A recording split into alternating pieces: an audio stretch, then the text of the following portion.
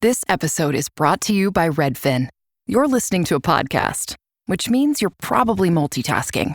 Maybe even scrolling home listings on Redfin, saving homes without expecting to get them. But Redfin isn't just built for endless browsing.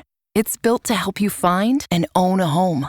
With agents who close twice as many deals, when you find the one, you've got a real shot at getting it. Get started at redfin.com.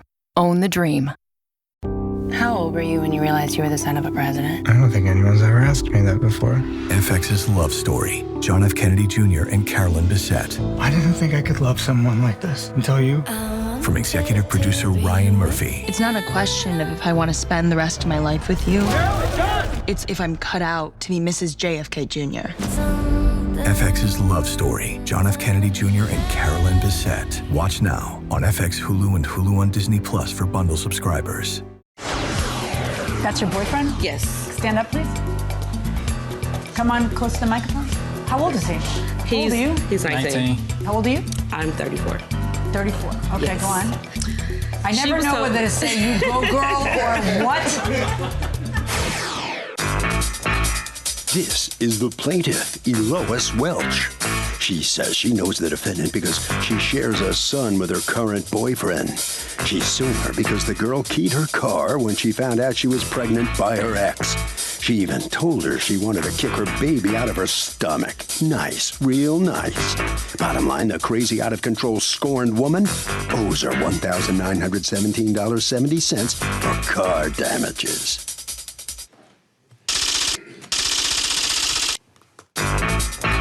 This is the defendant, Rachel Coney. She says the plaintiff's almost 40 and is dating her baby's daddy, who's only 19. And when she found out she was pregnant, she admits she got upset. As far as keying her car goes, she did no such thing. In fact, she thinks it was the plaintiff herself who damaged her own car with a knife and is now trying to pin the blame on her as some sort of twisted revenge thing. She's accused of getting excessive over an ex.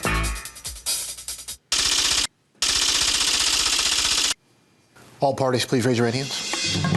What you are about to witness is real. The participants are not actors. They are actual litigants with a case pending in civil court. Both parties have agreed to drop their claims and have their cases settled here before Judge Marilyn Milian in our forum, the People's Court. Be seated. Come to order, please. Litigants have been sworn, Your Honor. Thank you, Douglas. Okay, Elois Welch. Yes. You are suing Rachel Coney for $1,917.17, the estimate for repairs to your car that, according to you, she damaged intentionally. Yes. All right, what's going on? On February the 6th of this year, I guess from a third party, Rachel was told that my current boyfriend... That's your boyfriend? Yes. Stand up, please. Come on, close to the microphone. How old is he? How old are you? He's 19. How old are you? I'm 34. 34. Okay, Yes. Go on. I She never was know told- whether to say you go girl or what. Okay, go ahead. But she was told that I was pregnant by him, which I am, 4.5 months pregnant. And when she found that out, she called his cell phone like in a total rage, saying, how dare you get this pregnant. Were they dating still? No. Okay. And they had broken not up that how I'm long aware. earlier? Not 2 that years. you knew? Not that I know of. Well, were you dating still? No. How long had you broken up earlier? My God, you look like you're 12. August, Go ahead. August 2011. We broke up then. Because you have a child with her. Yes. How old is that child with her? 2. So she yells at him, and then what? So he puts her on speakerphone. And I was like, what's the problem? She says, I'm on my way when I leave from work to stump that baby out of your stomach. She was at my house within 1 hour. At the door, ringing it, and then he was like, I said, get her away from my door because my son was at home. How old's your son? My son is 13. So he was like, okay. He goes outside. She's telling him, tell that to bring her ass outside. How you get her pregnant like that? And she just kept saying it, so I just had enough of it. So I went into my kitchen. I go outside with the knife, and I said, get your ass off my porch. What did she do when you walked out with the knife? She jumped back. What'd she say? she said, so you got a knife? You got a knife? And she told her friend. Her friend was with her? Yeah, her friend was standing right there. Go on. She told her friend, get your knife. She threw her hands up. She said, I don't have a knife. So I just looked and I went in the house. And I said, you know what? I'm just gonna get the police involved. So I'm on the phone with the 911 operator. And so I start saying, my boyfriend's, the mother of his son is outside of my home and I'm asking her to leave. She won't leave. By that time, she's banging on my door so hard, the 911 operator is like, what's going on? Are you guys fighting? And I'm like, no, that's just her still on my porch kicking my door. This is why I want the police to come. And so she was like, okay, well, what I'm finna do is I'm finna switch you over to your local police department. So as I'm waiting, I walk to my kitchen window. So I'm looking out. She's standing directly behind my trunk. Her friend is standing this way facing her by my gas tank on the driver's side. And she's looking at Rachel. Rachel's down like this, cracking up. Writing on your car? Writing on my car. I didn't know what she was doing at the time. Well, it can't be good. Right, exactly. So do the police come or don't they? They came. Did they come while she's still there? No, she was gone. Because he chased her away from the car. What does the car say? On the trunk, it says HOE, H-O-E. And what she H-O-E. did... H-O-E. And on the side of the car was triangles. Just a lot of triangles on the big triangles outside of the panel. I only had that car for 2 months before she did that. What happened? Okay, February 6th. Me and my best friend, we was together. We went to go get my son from daycare.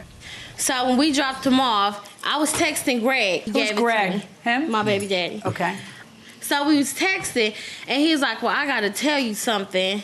He told me that she was pregnant. And I'm like, why would you get her pregnant? You don't even take care of your own baby, so why would you do that? So I calmed down. He called me like, calm down. Just come over so we can talk about it. So you come, were invited to go over there. Yeah, because he always invite me over. Yeah, he invited you to go over because you're mad at the fact that she's pregnant, so he invites you to come over to where she is. Yeah, okay, I didn't know she was there though. Right. So this is how we get over our arguments. We talk about it. If the guy's moved on and he's not your boyfriend, then what difference does it make? No, he tells me that he wants to be with me. He plays both sides. So you were jealous? No, I wasn't jealous. It sounds like you were jealous. I wasn't jealous. If you're getting all mad because he impregnated someone else, 19 years old, 2 kids. You supporting him? No. Right. Well, that one's not born yet. No. That one you support? No. Yes. Yeah, I suggest you stop pollinating until you have your act together. Go ahead. He don't take care of my baby. But yeah, so he invited me over. All right. So what happens when you get there? I get You there. have to pound the door down for the invitation? No. He stepped outside. We was talking. I'm like, why you got me out here? Why can't I come in? Oh, because Chanel in the house. And that's how I get mad. Like, why would you invite me over? You know she here or whatever. Whose house is that? That's her house. Why are you surprised that she is at her house? I wasn't surprised, but I just didn't think she was there because he invited me over. So she you were going to come over to the home of the girl he just impregnated, but you're stunned that she's home. It's not that you went over there to beat her behind, right? Yeah. Did you ever say you were going to stamp the baby out? No, I didn't. I would not say that. I had my own child. I wouldn't do that. Okay. So she leave back in the house and comes out with a knife. Like, get off my porch or I'm stab you. Yeah, I talk my little stuff, but I left. What'd you say? I called her nasty, disgusting. I said that was gross that she pregnant by him and he's that young.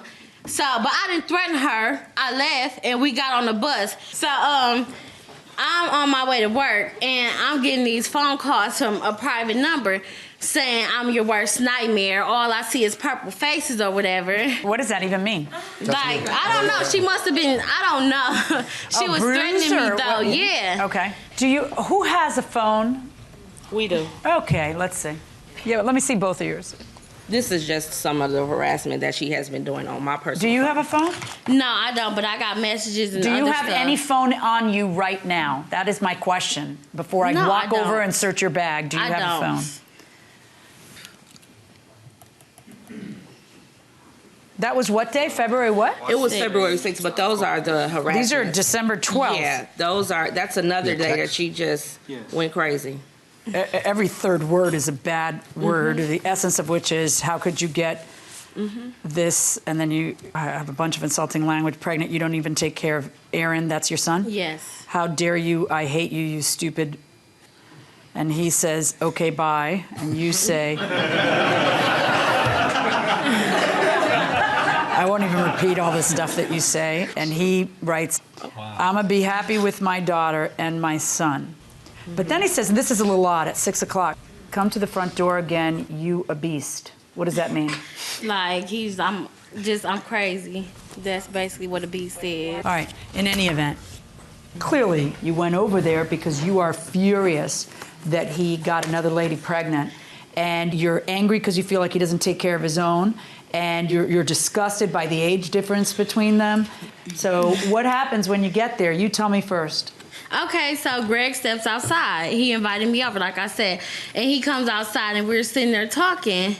So while we talking, she comes to the screen door. So we get to arguing. She goes back and grabs a knife and told me if I don't leave, she's gonna stab me.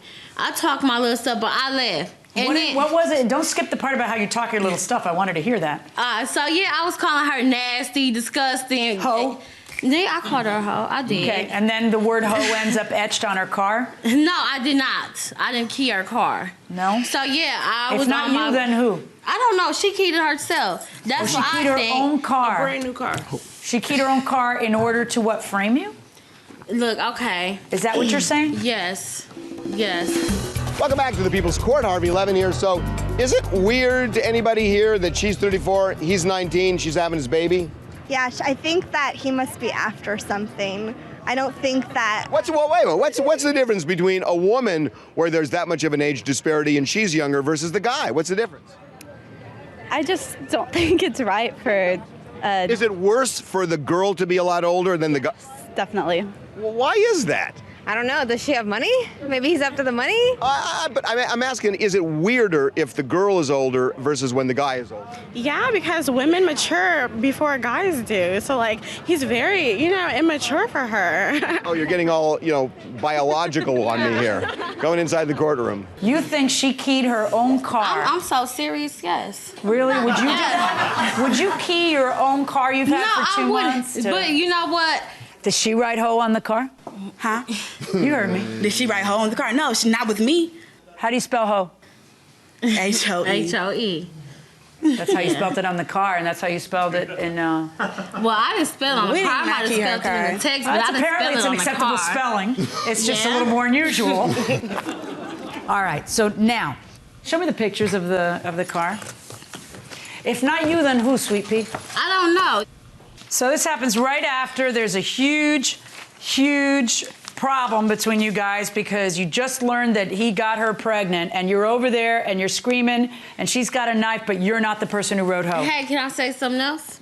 Like, could there be worse evidence against you besides your smile right now? No, because I did not key her car. Oh, please. Yeah, I didn't. As far as I'm concerned, there is no question in my mind that you scratched those words on that car, and I find in favor of the plaintiff. What is the Blue Book value of the car is well in excess of what the damage is, in favor of the plaintiff in the amount of $1,917.70.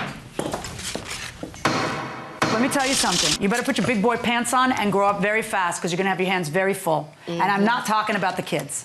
All right, this is the defendant coming out of the courtroom here after losing this case. Judge rules that that was you scratching that on there. I did not scratch her car. And I'm going to keep saying it because I didn't do it. Okay. But I still believe I know she scratched on stuff. That would be odd for somebody to do that But just she to did. try to. She did. I mean, you know. She got to be crazy. She 36, messing with she messed with Well, us since listen. she was 16. How are you going to How are you going to manage this? You have a kid. Here comes another kid. That's the father. How are you going to manage this whole thing? Continue doing me, going to work, school, taking care of my baby, and doing what I got to do. Okay. All right. While they're All right. jobless. Good luck with Okay. that. This way. Right over there. And so come on in here and step in next to me. You stand right next to her, okay? What's your reaction to this outcome? I'm happy with it. I'm glad I'm done with her. It is a little, odd to see an older woman and such a young guy. Yeah. Father, right? Well, now, yeah. So, how do you explain it? As long as he's an adult, it shouldn't matter. All right, and how are you going to manage this? The judge said you got to grow up fast to manage not only the kids, but everything else. I'm just going to do what I have to do. Which is? Take care of what I got to take care of. Which is? My family, my life, and my kids. You ready for that? Yeah. All right, you good with that? Perfect. Okay, Harvey. Well, I mean, here's the thing. I mean, there's a different standard between criminal and civil cases. In this case, maybe the defendant would have been convicted in criminal court, maybe not. But the fact is the civil standard is much lower. That will do it for this case. Litigants for the next case on the way into the courtroom right now. This is the plaintiff, Tanya Paige Schubert. She says she boarded a horse for the defendants, and they owe her money for medical treatments because the horse had a chunk of its hoof missing. If that weren't bad enough, they broke into a ranch and snatched her at 3 in the morning. She's outraged at the defendant's behavior and is suing them for the $2,986.94 she's owed.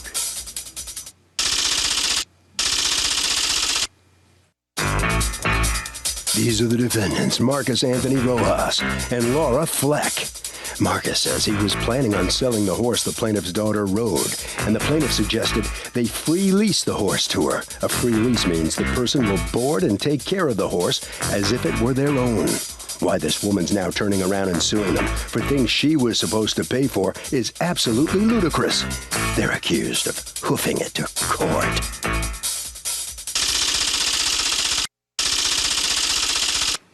The defendants have filed a countersuit for $648.01 for all they're owed. All parties, please raise your right hand.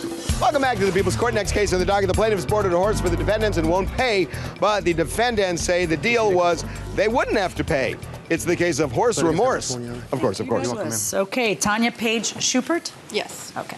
You are suing Marcus Anthony Rojas and Laura Fleck for $2,986.94 in boarding and the cost to upkeep a horse that you feel they now owe you for. Tell me what happened.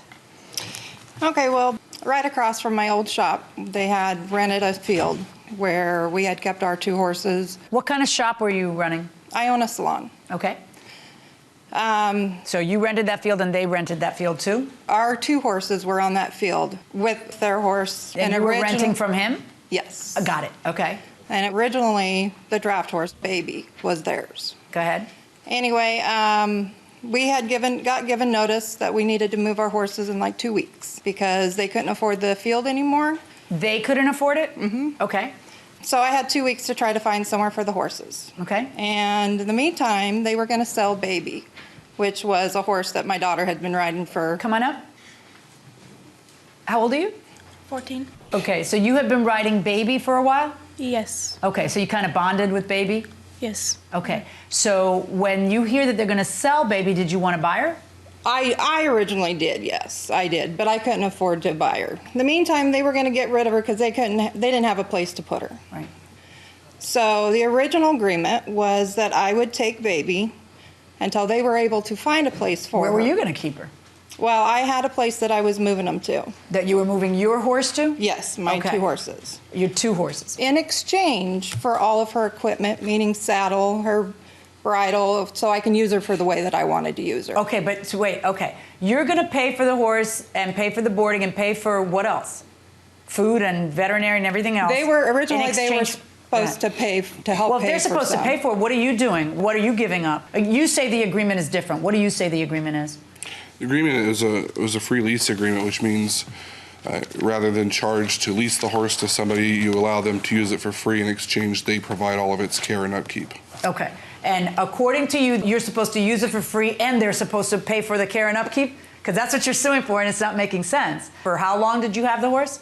A little under 2 years. Oh, a little under how many years? 2 years. 2 years, okay. So for 2 years, she's using the horse, so you're taking care of the horse. Do you have proof of having sent a single bill, made a single telephone call, sent a single text, saying to them, where is the grain? Here's the vet bill, you need to reimburse me, anything like that? Yes, I have numerous letters of everybody who was there when I texted them. Let me see the letters that you have. Okay, so then what happens? Well, we had her friend, Olivia, where we had him moved to, He never once came over and checked on her, had called me, I'm sorry, you moved his horse to a place where he wouldn't know where they were at? No.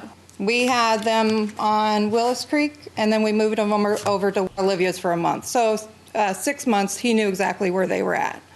Okay, but you never notified him about the move to Willis Creek or to Olivia's? No, because we honestly thought that she was ours. When he could not care for the horse anymore, we had taken over the horse. We have cared for it. She had chunks missing out of her hoof. She had skin conditions. Horrible. And according to you, you nursed her back to health? Yes, and we have all those pictures of showing the way she was. Now, you tell me, what was the agreement that you had with them? What the agreement was is we provide what's commonly known in Oregon, at least, as a free lease. And that means that they take the horse, they treat it like it's theirs. They take care of feed, veterinarian care, anything that comes up. The exception is we still retain ownership of the horse. And then what they get in return is they get to ride the horse every day? They do. Okay, and So- you had nothing in writing? No, at the time we were pretty... Any texts, yeah, that's how usually we have a name for people like you, we call them litigants. At the time, everything's fine, and then it's not. All right, so go on. You know, we're trying to be, you know, they wanted to ride the horse. We didn't want them to not be able to ride the horse, so we provided equipment even though that was not part of a free lease agreement. We have extra equipment, so we provided it. So what do you say you provided? We provided bridles, halters, lead lines. There's a list here. I have a list of the items. Okay, and according to you, they didn't provide any of that? Okay, I've got a picture of the English saddle that they had given us with no stirrups, no strap, no nothing. Is this after or before the horse went missing, which we're going to talk about now? Way before. Okay.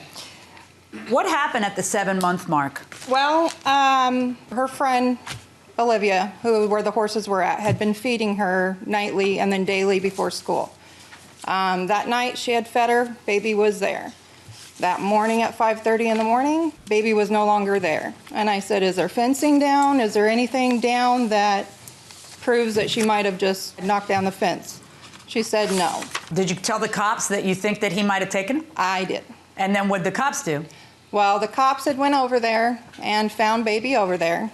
At his place? At his place. Right. So you send the police over there, they find the horse, and what does he tell the police? What did the police say he told them? They had talked to Laura. Okay, and what did Laura say? Did not deny having the horse and said that a rescue ranger had picked her up. Stop talking. What? They're a horse rescue organization. They're nonprofit, and they travel up and down and go to auctions and rescue horses, and they just... Really? And so do they go stealthily in the middle of the night and trespass on people's property and take a perfectly healthy horse? That I didn't ask them. I was upset. Really? Who took the horse, sweetheart? Stop. Listen to me. You're under oath. Mm-hmm. Okay? Uh-huh. So I want to know who took the horse. I'm asking you, who took the horse? A member of the rescue group that had been at the auction. You are so full of baloney. Why would they do that? Because the horse was ours, and she had taken the horse without notifying us. But see, that's where you call the authorities. That's why I know you're full of garbage. He did. Give me a picture. Do you have a picture of the horse? I want to see how big this horse is. I do. And here's two, and I have proof of Tony taking her right here. How do you have proof of Tony taking her? A friend texted my daughter. Oh. Let's see who handed you up. Like that needed saying. That was like I don't know that Tony took his darn horse. That was when we first got her. What is your reason for moving a horse without telling the owner of the horse? The reason is because we could never get a hold of Tony prior. Oh, please. We have letters. Okay, no, stop. That is just as unbelievable as the malarkey about some rescuer stealing the horse back. Just for the record, I know they stole their horse back because I'm not stupid, okay? My only concern is the lawsuit that I have in front of me, which is you claiming that they need to pay you because that was the deal. Somebody has to pay for the upkeep, but I get to ride the horse for free without doing anything. That's ridiculous. You know it's ridiculous. That's why there is no proof of having billed them and say, hey, you know what? You're not keeping up your end of the bargain after 2 weeks because you're hoping this will last forever, or at least until she grows up and, last for a while. It's working for you. It's working for you until you move the horse and all of a sudden it's not working for you because they steal the horse back. Show me a receipt. Do you have a receipt for anything? Show me one receipt. One receipt. They had given us the horse after that, so that's why I didn't keep receipts because we had originally thought she was our They gave horse. you the horse as a gift. They gave you the horse as a gift. We tried Let to me get a ask hold you a of question Tony. because I'm fascinated by your little statement right now and the example you're setting for your 14-year-old daughter. Okay? Let's talk about that. Perhaps you can tell me where in your lawsuit you have ever said they gave me the horse as a gift. Answer my question. Where in your lawsuit do you say they gave us baby belongs to us? Is that somewhere in your lawsuit? No. Well, then you can understand how someone might think you're a perjurer and a liar right now, right? So what's more expensive to maintain, a horse or a boat? A horse. Why? Because you keep on living. Well, okay, that's kind of true, but a boat doesn't have to live. Okay, anyway. I think the boat would be more expensive to maintain. You got a motor and your upkeep and you got to dock it somewhere and a lot of hidden fees with it. I got to stop. I'm so confused by the living thing. Going inside the courtroom. You have a counterclaim against her for $648 for equipment. All the equipment you say you gave to her with values that you have attached to it. Can you prove that you gave her all that equipment? We've seen, and it's not proof because we didn't get pictures, but at the 4-H group we have seen, and the horse show that we went to recently, they are using our Western saddle pads. And even Tasha would probably agree. I'm not putting it. You know what I'm not? Let me tell you the one thing I'm not doing. I am not going to put that 14. Honey, go ahead and sit down. I'm not going to put a 14-year-old on the spot for 3 adults behaving badly. Well, she actually is harassing our daughter at school. Oh, really? Yeah. Tell me about that. Well, our daughter, I mean, they've been friends for a long time. Our daughter is very kind and very, I mean, she's a sweetheart. And so she tried to talk to Tasha at school, and Tasha won't talk to her. Tasha's laughing at her. Our daughter doesn't even want to go to school anymore because of it. And so, you know, the hardship that all of this is putting on our daughter is what's really bothering me. I mean, let me tell you how a grown-up makes sure that children don't get ensnared into their problems. That is by making sure that any act that they do is something that the child cannot be embarrassed about. And I don't think that any of the adults standing here in front of me can say that. But let's put that to a side 1 second. If I believe that it's your horse and that you have a right to have that horse, then the last thing left for me to discuss is whether or not you have the right to be reimbursed all of the matters that you're reimbursed. Both sides have come to me without one stitch of proof about any of the things that they're suing for. I have that proof right here, Your Honor. Okay, hand it over. Let me tell you something. I'm about to rule. So if anybody has anything else they want to hand it up now. That's a detail of those items. This is a proof of ownership of purchasing the horse originally.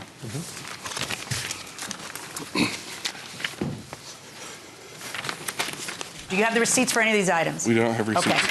So you have this saddle? Yes, I do. Is there anything else? No. Okay. Okay, where's that English saddle now? Sitting on my pool table to give to them if they want it. Oh, you already know this one. Okay, we're done. The only thing I have in front of me is 2 things. The counterclaim on the equipment, which the only thing you have proof they have is what they admit they have, which is the English saddle sitting on your pool table. We'll discuss that in 1 second. And the lawsuit that you have against them for $3,000, double the value of the horse, for taking care of the horse for 9 months. So that includes the 2 months that they didn't even know where the horse was. And you have a single receipt for any of that. And your answer to me is, they're supposed to pay it, but I didn't know I had to keep receipts. Well, when we thought she was ours, no, I didn't. Yeah, Sorry. when we thought she was ours, which you're saying now, which you never said in your lawsuit. Yes, Your Honor. You should be ashamed of yourself. On your lawsuit against them, my verdict is 0. On your counterclaim against her, you will get back the English saddle. All right, that's my judgment. Let's see what's going through the plaintiff's mind as she exits the courtroom here after this verdict. What do you think of this? The fact that they hurt my daughter so much, that's the end. The daughters are the ones caught in the middle of this whole thing. Are you grown-ups setting the right example, you think? Well, you know, the one thing that I will say is if they truly thought that the horse was theirs, why'd they come and steal her at 3 o'clock in the morning? That's all I've got to say. All right. Around the corner that way, okay? Tears in their eyes as they leave. Tears in your eyes in the courtroom also. What's going on? Well, I just feel bad because the girls used to be best friends. Our daughter doesn't even want to go to school.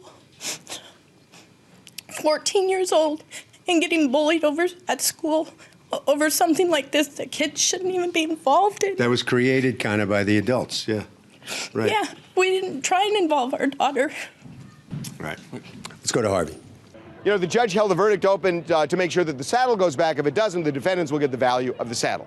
That will do it for this case. Litigants for the next case on the way into the courtroom right now. Eczema is unpredictable, but you can flare less with Ebglyss, a once-monthly treatment for moderate to severe eczema.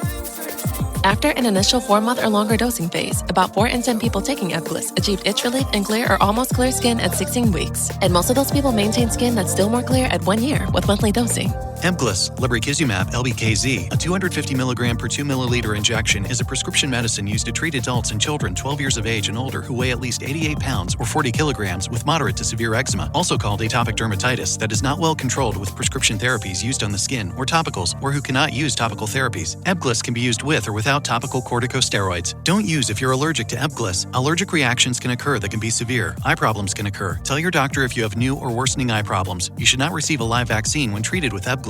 Before starting Ebglyss, tell your doctor if you have a parasitic infection. Ask your doctor about Ebglyss and visit ebglyss.lilly.com or call 1-800-LILY-RX or 1-800-545-5979. This is the plaintiff, Janique Falls. She says she gave the defendant a fee for an apartment he showed her and also gave him money for the first month's rent. Well, turns out the defendant never gave the money to the real estate broker. Instead, he pocketed it. If that weren't bad enough, turns out the guy isn't even associated with the landlord. Is nothing more than a thief who stole from her. And she's suing him here and now for the return of her hard-earned $675.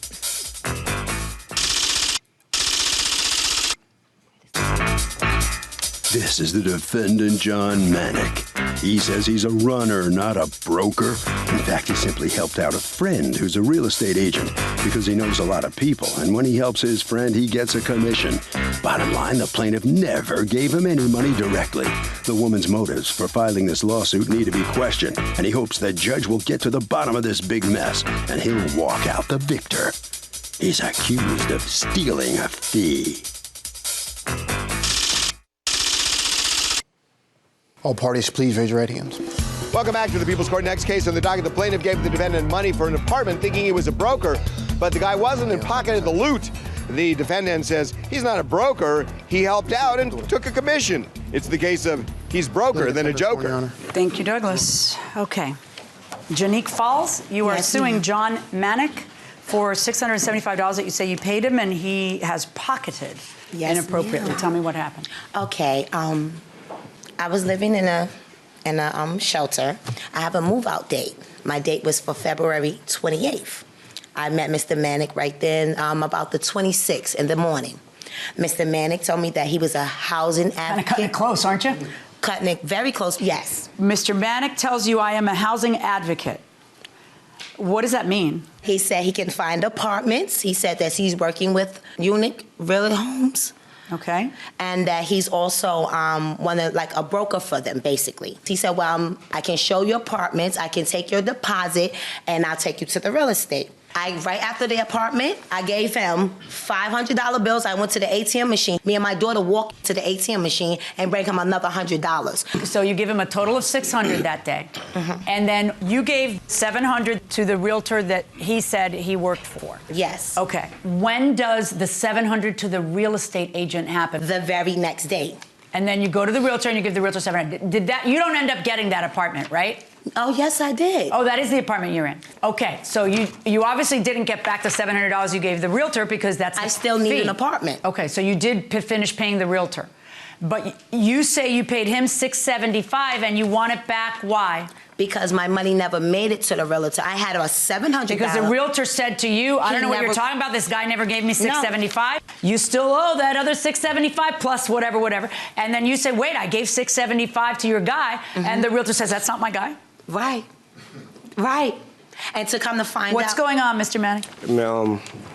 This woman is full of a lot of lies. You know, she was on the deadline, about ready to be put out. I took her to the realtor. I am a runner for that realtor. You are a what? I'm a runner. Like, I supply them with the bodies. If they got the supply them with bodies? You know what I'm saying? If they got, not saying that's just the individual. If the people who want the apartment, I supply them with it.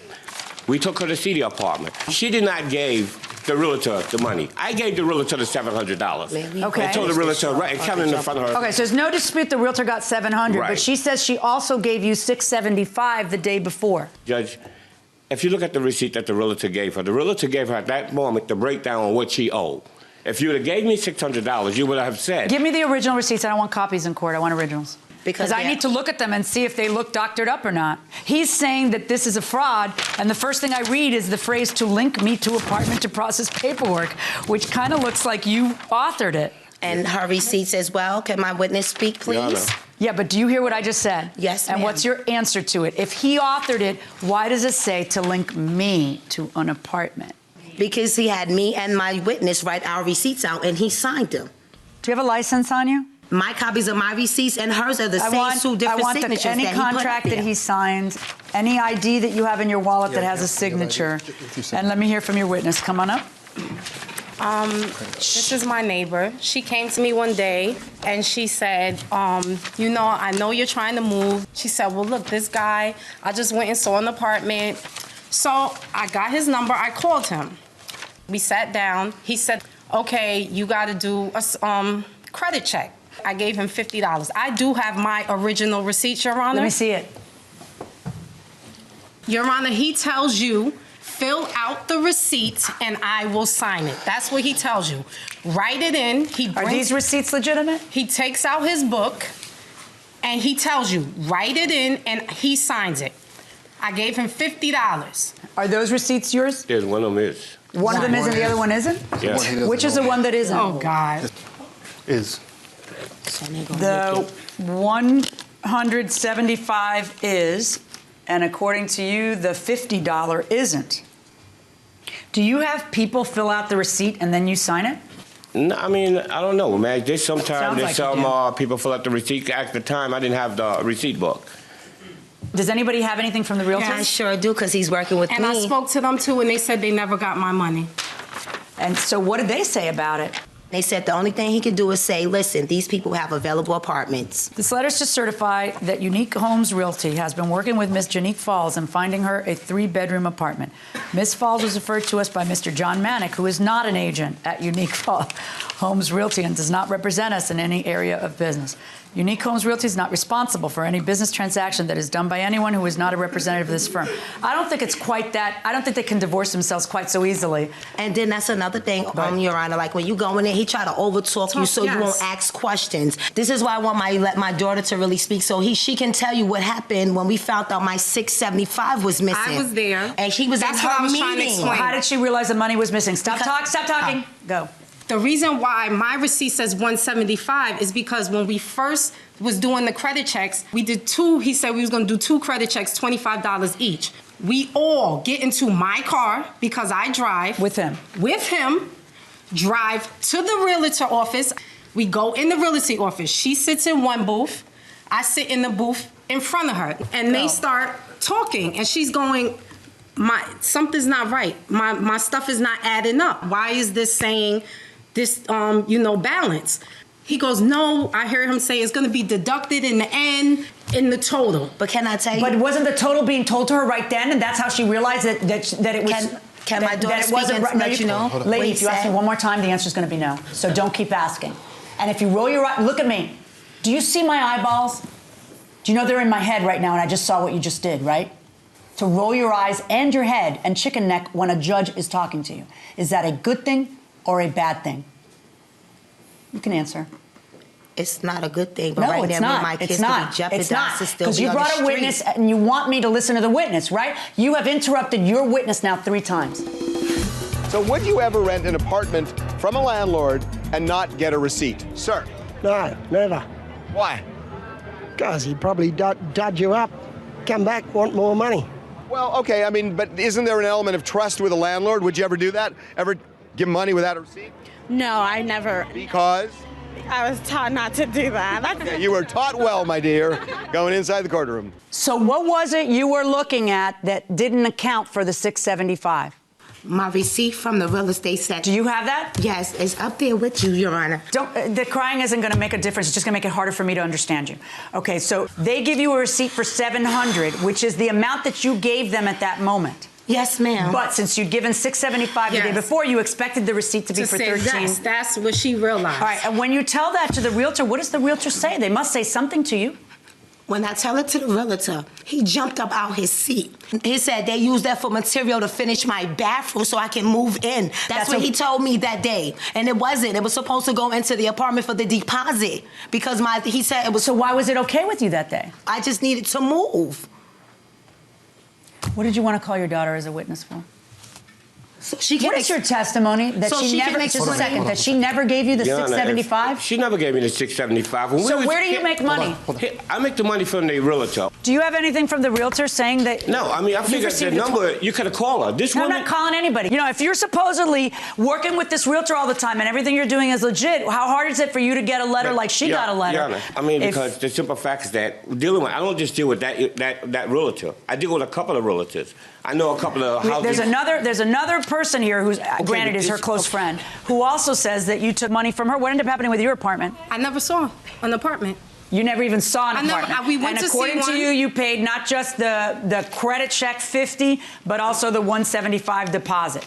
We went to see an apartment. The landlord never showed up. The next day, she told me he took her money. Did you ever tell him to give back the money? Plenty of times. Did you ever talk to the shelter and tell the shelter to stop letting him in? Yes. We told them. He told me 4 days in a row, your money is no problem. I will give you my money, your money back. I'm giving you your money back. Did you tell her you give her money back? Actually, I did. I left a message for her. She didn't call back. We went to show her the apartment, but the landlord still gotten caught up, so she didn't get a chance to see the apartment. You understand? So why haven't you paid? No, I don't understand. Why haven't you paid her back? Stop. How much money are you supposed to have given back that you still 1 month later haven't given back? It's only the 175. Oh, the one with the, stop. The 175 with the falsified signature? No, I don't know which one. The one that you showed me. I thought he said the one with the signature on there. I don't know which signature. Exactly. So which one signature that has mine on there? Then that's the one that I'm supposed to give her back. Which one? I'm not sure which one. How much money did the lady give you? She gave me $200, and the $200. So you not only haven't returned her money a month later, but you told me one of these was falsified, and now you just finished telling me she did give you that money. No. Okay, you know what? I rule in favor of the plaintiff in the amount of the $675. Booyah, liar. Booyah, that's what you get for lying. The plaintiff has won her case here in the People's Court. Step on in here, and that means you're on the losing end as the defendant here.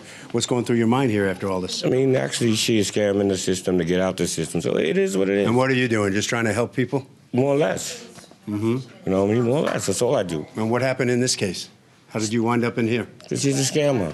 All right, head right around the corner this way, and that gives us a chance to talk to the plaintiff. Yes, look at her. Hey, how are you? Look at you now. You were crying 5 minutes ago. Yes, because this is hurtful for somebody to just take your money. You have kids. Like, you don't do that to people, and then you're lying. Don't take my money and me and my kids is left to go on the streets, and you take my neighbor's money too, and then you act like you don't know what you did? Who does that to people? We got kids. Scam who? All right. Thank you, Judge. Appreciate you. Harvey? Okay, I gotta tell you something. When people start acting like they're this or broke or whatever, you better make sure who you're dealing with. This happens so much that people who are really slick are really good, and they tend to know how to fool you. You should always be suspicious when you're giving money to people you don't know. I'm telling you, if you're not, you're gonna get taken.